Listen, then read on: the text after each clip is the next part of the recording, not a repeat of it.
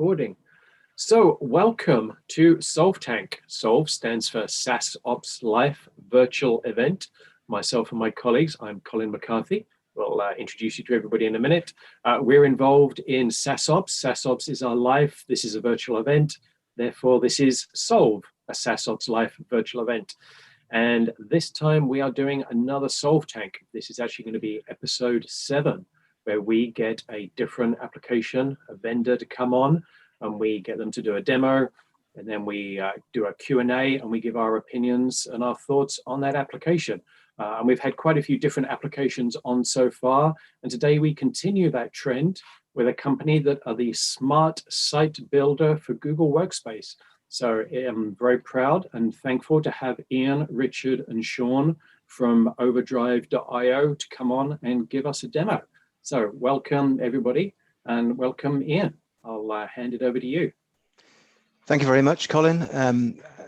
Good afternoon, good evening, everybody. Thank you so much for inviting us on. We hope we'll give you an interesting 45 minutes or so. So I'm Ian Weatherhog. I'm the CTO at Overdrive, and I guess I'm the inventor of it. So deeply involved in the development and roadmap, and generally steering along. Also on the call is Richard Atkinson, who's our CEO, and Sean Power, who hey everyone. Heads up sales at Overdrive. And Sean is going to kick us off with a few slides to explain the background, and then we'll break the slides, and I'll give you a demo, a live build, and I expect things to go wrong, so as they do, and then hand over back to Sean, who will round up, and we'll move on to Q&A. So over to you, Sean. Great, thanks, Ian. So as Ian said, we've just got some slides to introduce Overdrive, just to give you some background information, which hopefully will feed into the demonstrations as we go forward. So Overdrive is deeply integrated with Drive, and it lets you create a website or a portal automatically from content held within Drive and elsewhere across Google Workspace. And also we can bring in external content and data, and that can be presented within Overdrive, within the site and within the pages. And so with Overdrive, you can create great looking web pages and portals without the need for specialist skills. And you simply decide which content you wish to share. You choose from a wide range of ways to display that information to suit the content and the audience, and then add in your users. And we'll see this as we go through into the demonstrations. So Overdrive automatically transforms the original content, such as a doc or a sheet, into web pages and provides an attractive user experience. And you'll see how this works as we go through. So users of an Overdrive site have easy online access to the resources and information that they need. And also any site created by Overdrive is automatically mobile friendly. So your users can access the site on any device that they choose. One of the key strengths of Overdrive really is the ability and the range of uses that it has. And it's everything from intranets, extranets, education portals, event sites, etc. And the site can be created very quickly to share information with people both inside and outside the organization. And the common theme of all the various uses of Overdrive is the need to provide easy web access to information and content. And this may be documentation for a project or data associated with a particular team or division. So whatever the need, Overdrive can be used to pull together relevant information from various sources into one easy location for the users to find. And for sites which require large amounts of enterprise data or content, it does get even better. So Overdrive does much of the heavy lifting, and you can deliver advanced web solutions to users at lightning speed. Highly effective filter and search tools also give users fast access to the content that they need. Another major strength is the ability to be deployed either enterprise-wide or on a departmental or project basis. And this gives you a great deal of flexibility in how and where it is used within the organization. Overdrive is hosted on Google Cloud Platform, and this provides Overdrive with global scalability and world-class security. And we've got Overdrive customers worldwide. And here's a selection from different industries and different locations, and also different uses of Overdrive, as you can see. And with some customers, such as Tarmac and Western Homes, we've created customized Overdrive solutions to meet their specific requirements. So Tarmac is a large subsidiary of the US company CRH, and we are currently rolling out the solution to other subsidiaries in Europe. And Overdrive sites can be made public on request.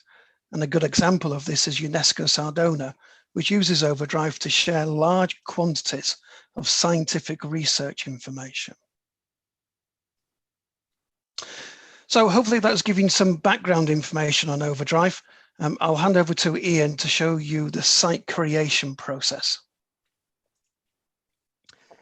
Thanks, Sean. Am I screen sharing, as I hope? Yep. Good.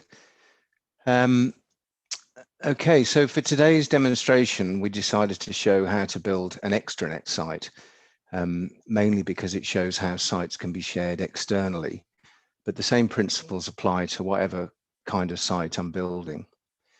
So in this example, Sanford is an office furniture company and needs to make product and marketing information available to their distributors without them having to know anything about Google Drive or even having a Google account. As Sean mentioned, Overdrive sites are built from Google Drive folders. And for this site, I'm going to start with this area, which contains the folders I want to share. The files folder has subfolders and a variety of file types. And in brochures, there's a Google Doc for each product in the range. Once I've connected Overdrive to Drive, I can use this menu to both create new sites and jump across to existing sites. So we'll just wait a few seconds for things to whir into life. I'm going to sign into the site using my Google account, but in a minute I'll reconfigure the site to allow my users to sign in using other login providers. This interactive tour is a great way for finding your way around Overdrive when you come to build your own site, but I'll close it down for now. As you can see, my site has been automatically created using the content in Google Drive. Notice how all the folders are from Drive are now pages in the menus, and they'll stay in sync if I make changes in here or in Drive. And the contents of the folders has also been brought across. So now the distributors have friendly, easy access to the same files and folders we use internally. The brochures folder needs to look way better. So I'm going to use Page Builder over here on the pencil icon to turn this folder tile into a blog. So our folder tiles, we have a choice of different views. Icons are obviously very good for imagery and that kind of thing. But in this case, I'm going to choose blog and set it to 2 columns. Save the changes. And I'll just reload the page there. So each brochure now shows with a thumbnail image extracted from the doc and the first few sentences of text. My colleagues and I can create new brochures in Drive or right here off this menu. And we can edit them here or in Google Drive.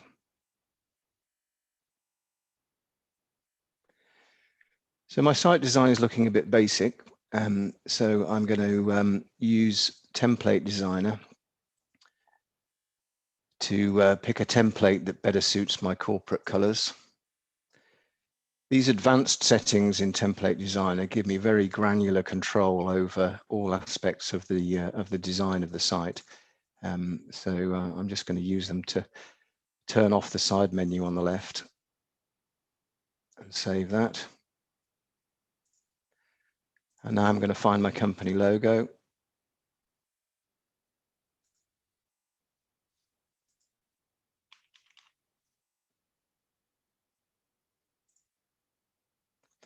And while I'm in site settings, I'm going to switch to the security tab just to show you a few more settings. I can invite users individually to the site, but I can also allow anyone from specific domains to log in. So I'm going to paste in a list of domains belonging to the stakeholder companies that I want to access the site. Now I'm going to choose the login providers, the methods that people can sign in with. And while I'm here, I will set up some Overdrive groups, permission groups that allow me to restrict pages to specific users that belong to those groups. And finally, I'll set the welcome message that users will see when they sign in. And one last thing while I'm here in site settings is just quickly to show you the developers tab, where we can bring in custom JavaScript and custom CSS and to enable even more control over the styling and functionality of the site. And we can link external CSS, JavaScript, completely external, or indeed from Drive into this section of site settings. You also have the same control at the page level, so individual pages can have their own JavaScript and CSS, and further than that, you can build your own tiles, which we'll see in the tile menu a little bit later on. So I'll go ahead and save that.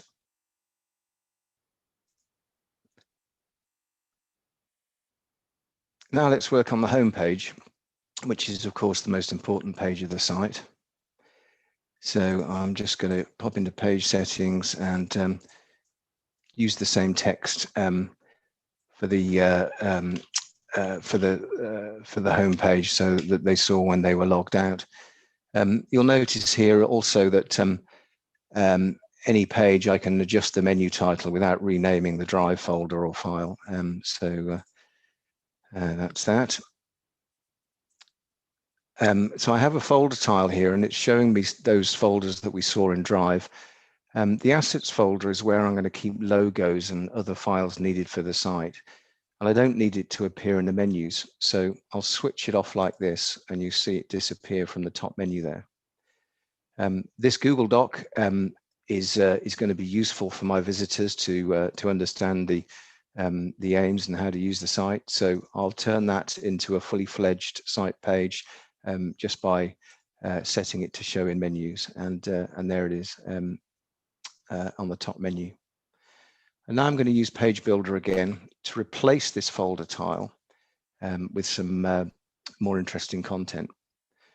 I'm going to start with an image box and pick something inspirational from Drive to brighten things up.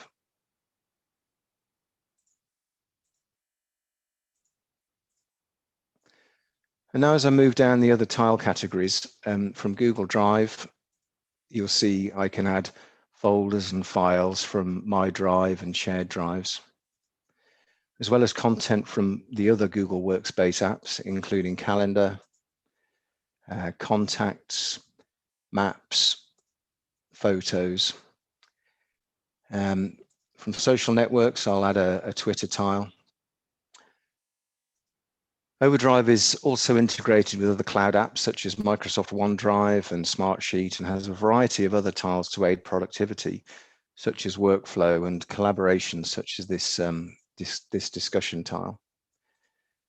Just set the profile for that Twitter tile.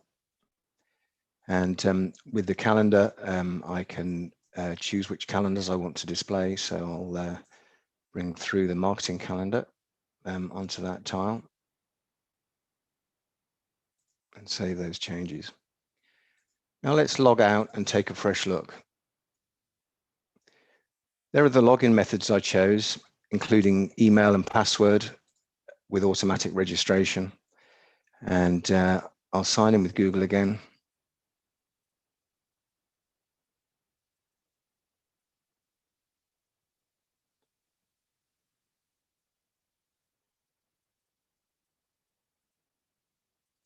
And there we have it, a great looking site in around 5 minutes that will form the basis of my new Google Workspace powered extranet.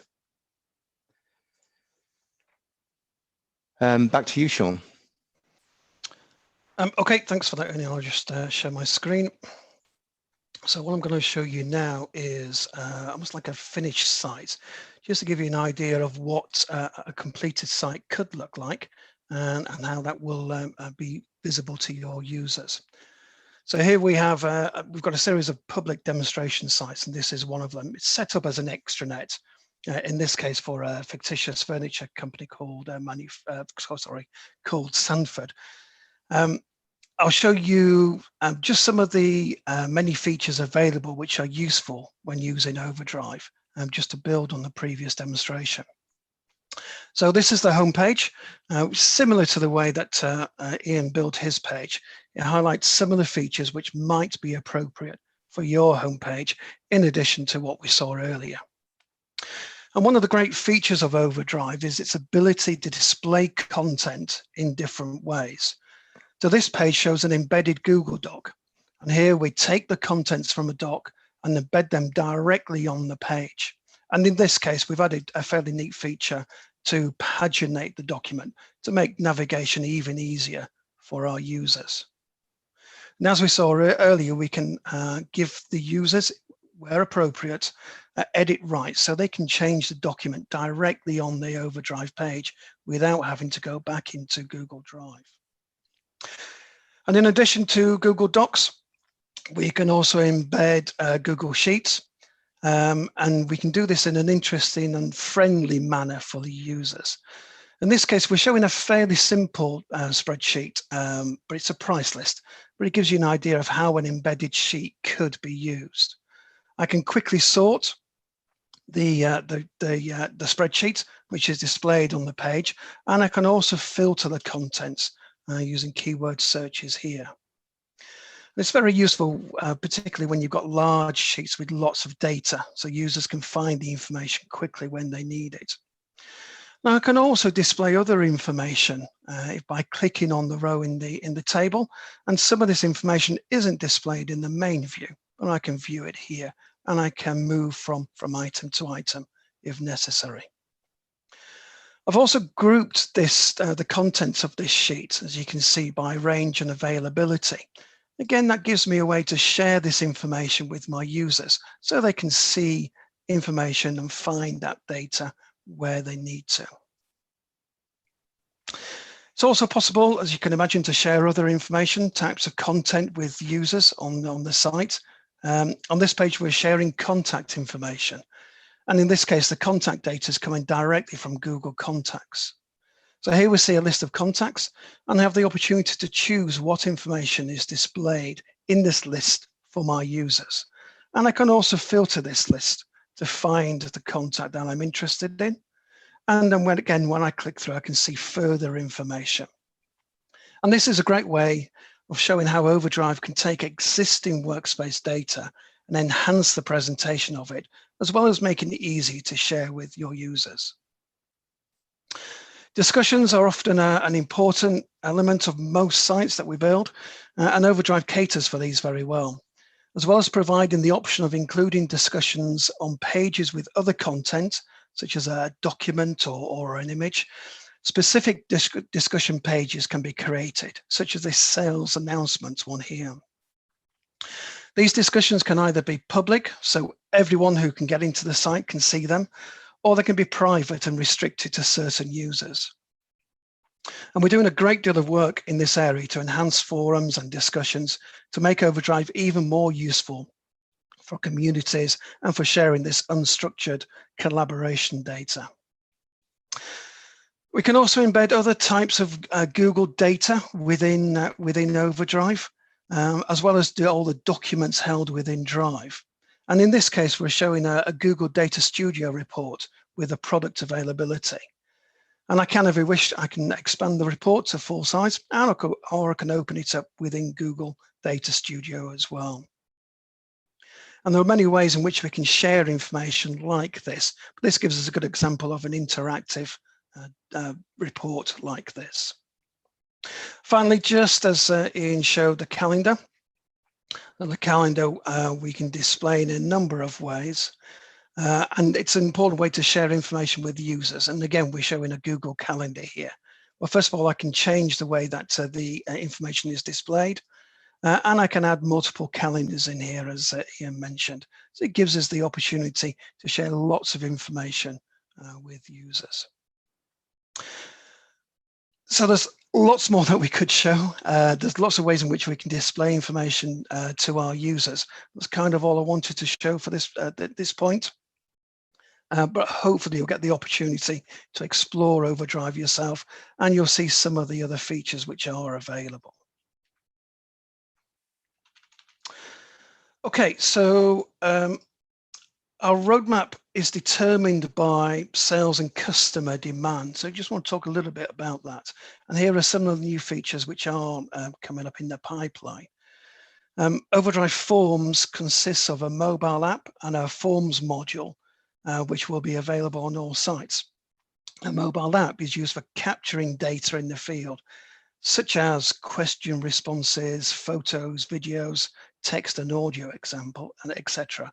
And the typical use case would be for site inspections or for visits. And also on the roadmap is Workspace Directory, which is an extension to our contacts integration. And enhancements to communities and forums are on the way, as I mentioned. We've already have a discussions feature, but we'll be beefing them up with threads and increased engagement features like voting, etc. And we also have plans for integrations with major products such as Office 365, Dropbox, and Salesforce, etc. So you'll see some of these things feeding through into the product as we progress. Okay, so here's a quick summary of the main benefits of using Overdrive. As you saw in the demonstrations, an Overdrive site can be created automatically using Google Drive folders and files. And building a site is a quick and efficient compared with traditional methods. And no specialist skills are required. Where a site needs large amounts of enterprise content, Overdrive does all the heavy lifting for you to get the site that you want as quickly as possible. Many types of content can be transformed automatically into powerful and user-friendly web pages. And we use content from Google Workspace as well as external data. And we bring that all into the one space.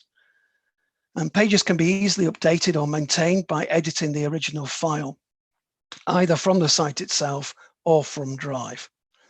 This sync between Overdrive and the source location enables the site to be automatically updated when content changes at either end. And Overdrive has a number of integrations with the Google environment, such as Maps and Data Studio, as we saw. And it also integrates with products outside Google, giving you more ability to pull information into the one area. And finally, Overdrive can be customized to meet customer requirements. Okay, now just a quick look at the licensing model. So Overdrive pricing starts at $1 per user per month. We've got a 25% discount available for education and non-profit organizations. And we've also got bulk discounts available for large numbers of users. And the number of sites that can be created is unlimited. So organizations can use Overdrive for a number of different purposes. Okay, so here are some recommended steps for you to get started with Overdrive. We can talk about some of these as we go through the Q&A. You could create a trial site to try out some of the features shown in the demonstration, and also visit some of the public demonstration sites, one of which you saw today, the public extranet site, just to get a look at how a finished site could look, as well as sharing it with your colleagues. And if you do have more complex requirements, we can obviously arrange a call to discuss those requirements in detail, and we'll look at your requirements and make some recommendations. Okay, that's everything from me. I think I'm back to Ian now. Thanks, Sean. I've been trying to keep up with some of the questions going on in the chat on the right-hand side, but I can't type fast enough. I know. They've been busy. Thank you, Sean and Ian for the demo. I was very impressed. I will say, I think I actually have that pair of shoes that was used in the second to last slide. They look very, very familiar. But yeah, Chris, Rose, Randy, Dominic, Steve, Caleb, Andy, Brian, everybody was really engaged during that, asking or getting ready to ask lots of questions in the chat box. So who wants to unmute and ask a question? We've got like 20 minutes. Brian Wilkins. Yeah, thank you. Ian, you actually answered most of this, but I was wondering if you could just speak to it a little bit about the how the Google permissions translate out to front-facing Overdrive visibility and edit rights, and how that kind of manifests. Is it just mirrored Google permissions? Is that kind of how that works? And so we can just trust everything to come out of the Google permissions in terms of Yes, that's right. We, as I tried to say in chat, we have two modes, the first mode is called Access All Areas, which kind of does what it says on the tin. So where you've got mixed users coming in from, without Google accounts, perhaps logging in with Facebook or email or something like that, in that case, they can see everything across the site, subject to Overdrive permissions, which gives you another layer over the top. Or you can switch to Drive Discovery, which honors people's Drive rights throughout the site. So you'll see in Overdrive exactly what you would see in Google Drive. And access all areas is just visibility, right? There'd be no edit ability on that. That's right. Yeah, no editability. You do need to have literally have. I mean, we're using the Google Doc editor and the Google Sheets editor, so you very definitely have to have edit rights to the file. Got it. If you're using access all areas, that doesn't reflect on the files though, right? That wouldn't show up as like anyone with the link sharing if you were looking at it in Google. It would only be a permissions layer on Overdrive. Yes, that's right. Yeah.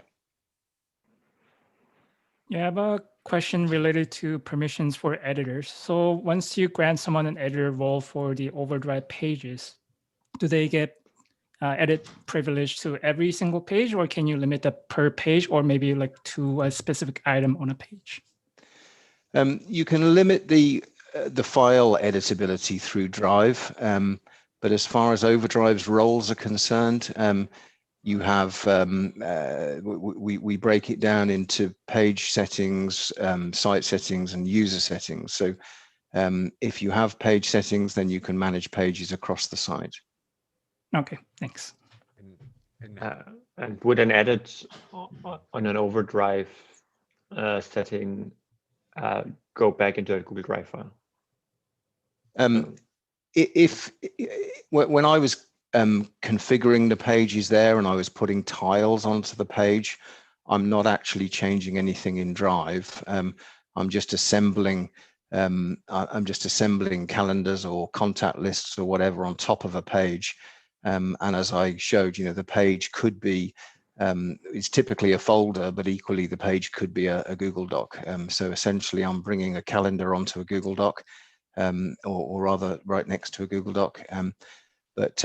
So if you change those Overdrive page settings, that doesn't have any effect on Drive. But if you switch to edit a doc, you really are editing the doc. So you edit the doc, change the words, and then when you switch back to Overdrive, the page will have updated. Similarly with a spreadsheet. Yeah, but did you would you be punched back into docs.google.com, or would that be still in the Overdrive interface? Yes, when you use the editor, we are using docs.google.com. Yeah. So as the interface, just that's my question, or is this just at the API, using the API and editing? No, we are using, we're iframing the Google Doc just to get into edit mode, and then switching back to the Overdrive URL when we're finished. Okay, so you don't use the API for that. Yeah. That's right. And so, Ian, where was the data that for the site itself? So when you do the modification and add in the calendars and all those kind of things, where's that stored? That's all stored in our Google Cloud Platform. Okay. We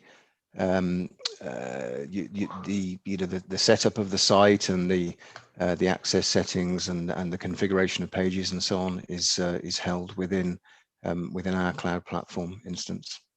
Okay, so in order to log in to Overwatch, you would go to Overwatch's page and log in, yes, and then you would have access to the sites that you have. Yes, we have it functions similar to other apps I've seen that actually store files in your drive that have Yes. weird file format. So that's why I was asking. I was like, is this storing something in Drive somewhere? Rose, Overwatch is the chair that I have. Overdrive, the product. Overdrive. Yeah, it's been a Yeah. long week. Right. I'm sorry. Yes, I covet that chair. Yeah. So yeah, Rose, we have what we call Overdrive Central, which is where all your sites are stored, listed, where you create new sites and things like that. But sites tend to be more significant than files, so tend to bookmark them rather than store them in Drive at this stage. Yeah, I just have a quick. Sorry, go on, Brian. Okay, yeah. So I just have a quick question regarding pricing. So you had two models, so $5 per editor and $1 for viewers. So is that only for internal users, or so if a site was built for extranet purposes? So I guess external viewers, maybe someone's building an extranet for customers and inviting the customers to sign into the Overdrive page. So is that $1 per user pricing applicable to both internal and external users? Do you want me to take that one, Ian? Sure. Yeah, it's slightly different, Brian. There are two different functions, two different users. So an editor is someone who's got the ability to change content that's on the site. So they can edit existing content or add new content to the site. A viewer is someone who just consumes the information that's on there. So they're looking at documents, they may be downloading documents, they may be completing forms, they may be commenting, but effectively they can't add new content or change existing content that's on there. And those two groups of users may be inside or outside the organization, depending on what rights you want to grant them. Okay, thanks. It's worth just mentioning that with public sites, you don't pay for the public visitors, of course. Right. Okay. So only the users who are being authenticated. Yes, exactly. Yeah. Okay. Thanks. With shortcuts, and when you're looking at shortcuts in a folder there within the site, and you go to edit them, what happens? Does it properly load up the actual file when you click on a shortcut link? And then how can Overdrive change any of the file permissions on a shortcut if your site settings say allow everyone to view this content? Will it be able to find the source file and apply permissions to that source file appropriately? Yes, we have sorry, first of all, shortcuts. Yes, we've worked very hard to get shortcuts to work smoothly, which has been challenging as we've been in a state of limbo with the worst of both worlds, with multiple parents and shortcuts on the go at the same time. To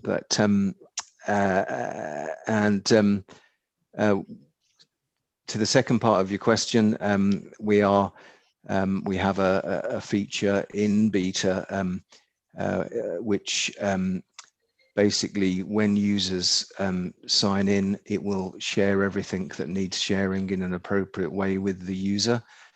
So we creatively call that auto share, and it shares the files and then unshares them if you remove them, remove those users afterwards. My next question, which is when permissions are edited on a file in that kind of manner, how does that show up in the audit log? Does it show up as Overdrive did it, or does it show up as the admin who authenticated did it? It will show up as the user did it. You're iframing the edit page, and so it really is just the authenticated Google user making the changes. So similar to what GAM would do, Rose. So GAM would also show the Impersonate the user. Yeah, Okay. you have GAM user rows update. That's what I could run as an admin, and then it would show rows edited as not I. But when we modify permissions through the API, it will show as it's getting quite deep, but we have a account that uses the that has the domain-wide delegation, right? That account. Yes, but we also have a what we call the discovery user. So for that access all areas that I described, we're using a single user to discover everything. In the case of auto share, which you were asking about, it would be that that discovery user that apparently has granted access. Does that mean then you need a user account on the domain then that would take that role and be that user, right? You would name it whatever you prefer and then assign that on the install of the instance.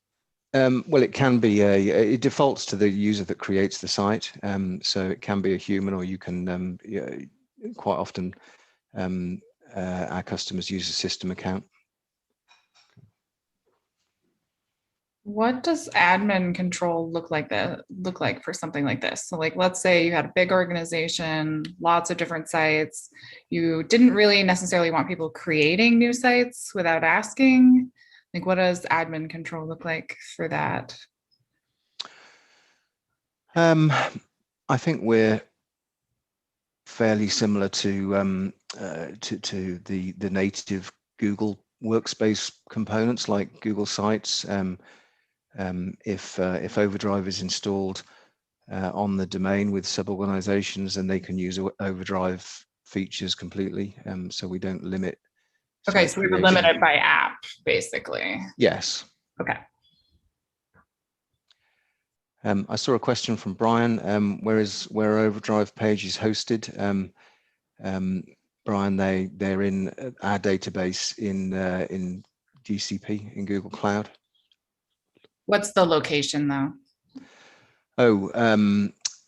We have currently have 3 regions. So US, 2 points in the US and UK and Europe.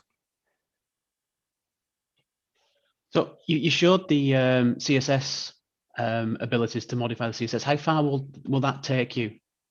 And what I mean by that is can you change the style of the buttons and the arrows, and really give it a I don't know, a complete overhaul from a look and a feel so it matches a particular style of website? Yes, you can. I think if I know what's on your mind, Paul, you're thinking about material design, but I think material design is more than just a style sheet. So you can get you could get it to look very similar, but it probably wouldn't be technically following the guidelines strictly. Yeah, you can control everything, every pixel. Cool, brilliant. I like my apps to look nice. What happens if you need to move the source data? Like let's say from one Google instance to another Google instance. Or even just one user to another. You would, well, you could invite the second user and make them the admin and then of the site, and then remove the first user if you wanted to. Obviously, the files are still owned by who they're owned by, so you would transfer ownership in Drive. Would moving, so when you move things in and out of shared drives, like you basically recreate folder IDs. Yeah. Right. So how does it handle that kind of stuff? It won't, I'm afraid. Need to repoint it, right? Yeah, we do rely on the folder IDs to key our settings against. Okay.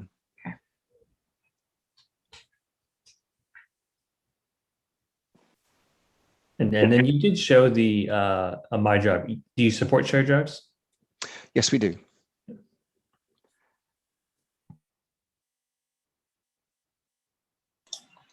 And shared drives with in combination with shortcuts is quite interesting, because in theory, I'm not sure if we've got any customers using this yet, but the idea of several shortcuts pointing to different shared drives and bringing a site together that is a combination of shared drives is quite an interesting one. For organizations that are already extensively using shared drives and would want to adopt something like this, I would guess that would be our default approach. We use shared drives pretty extensively. Yeah. It would be to bring the internet together in a collection of shortcuts. Yes. Yes. And it stops that problem if a user leaves, and their drive files either being deleted or transferred to somebody else. So yeah, the shared drives would be the better hosting place for them. Yeah, absolutely. Excellent. Well, I've actually been dealing with a small little fire over on my other screen because we still have day jobs at 2:00 on a Friday afternoon. So I've been very excited to hear all the conversations and the questions that have been going around, and to see the interest and the excitement. So let's do a round robin quickly, as we normally do. And we've got a few minutes left. Let's give people their brief opinion and thought on whether Overdrive would work for them, where they currently are, or if they see themselves somewhere else in the future. So we will start with Paul. I think I'll ask Paul. I think it's great. I think it's from a SharePoint migration perspective. I think there's a lot of scope there. Just move files over, folder structures, and knowledge base articles. To put a knowledge base onto a website and give ownership to the individuals in the organization. So yeah, it's a thumbs up from me. Excellent. Chris Tucker. Can I mute? Yeah, kind of same thing. My last org was very, very heavy in Office 365, and so I saw this. I'm like, it's very similar to SharePoint, which is a nice tool when people know how to use it. And I think this is actually a little bit easier than SharePoint is.